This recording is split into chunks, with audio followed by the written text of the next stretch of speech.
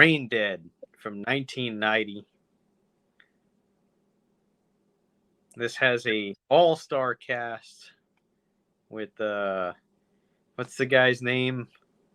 Pullman, Bill Pullman. Also has another Bill that is no longer with us, and that's Bill Paxton.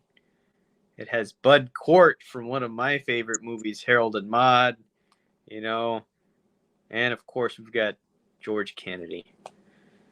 This flick is about a guy that's a neuroscientist. He studies the brain, and he specializes in people that have had breakdowns and schizophrenia and shit like that. And he's got a collection of brains. But this movie is all about falling brains, so a lot of brains in jars fall.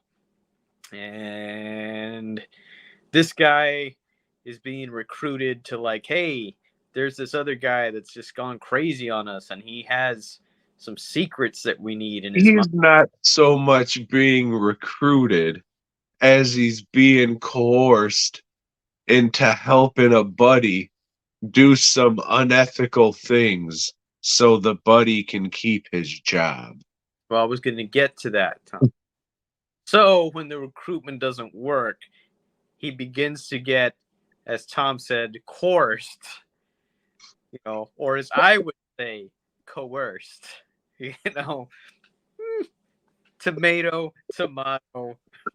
Hey!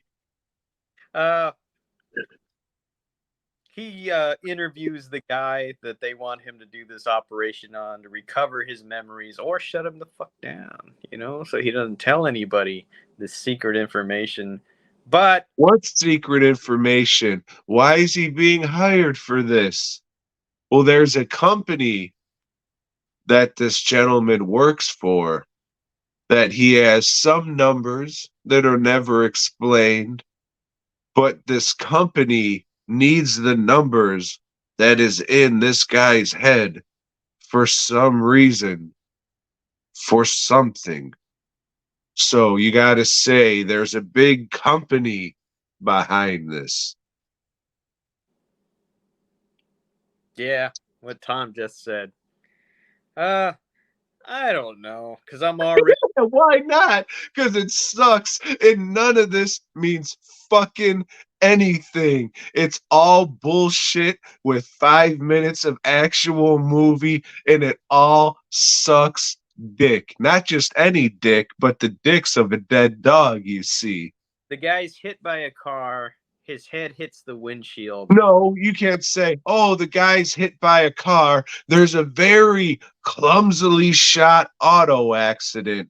And it's shot clumsily because you're really not supposed to know what happened. Just that somebody got hit by a car, maybe. And from there, it's just a series of strange things happening or not happening because this guy's fucking been... I'm hit by a car. I just keep having seizures. And these are all my seizure visions. Fuck you. Why don't you all go suck a dick making me watch this fucking bullshit? Fuck everybody who had anything to do with this movie. Except George Kennedy, who is fuck great him. Ways. Yeah, he is the president of the company that Tom spoke of and just fucking tearing it up with some, again, tremendous acting, doesn't give a shit how bad the production is. He's going to give it his all.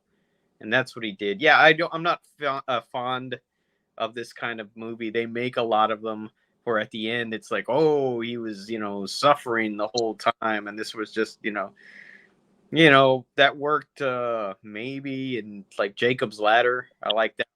The same shit, Carnival. Yeah, that's like this, but this sucks all the dicks in the room.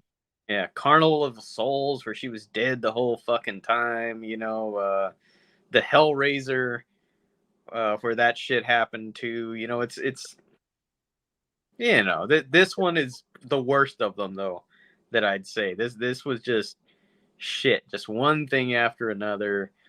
There's a scene where guys like like a closet is a ledge and there's some shitty ass superimposed sky behind him. Yeah, it sucks. Bill Pullman, he's a great actor now, but there was a long period of time that I just thought he sucked. You know, he grew into his job eventually. This is one of the moments where he sucks. He just fucking no charisma.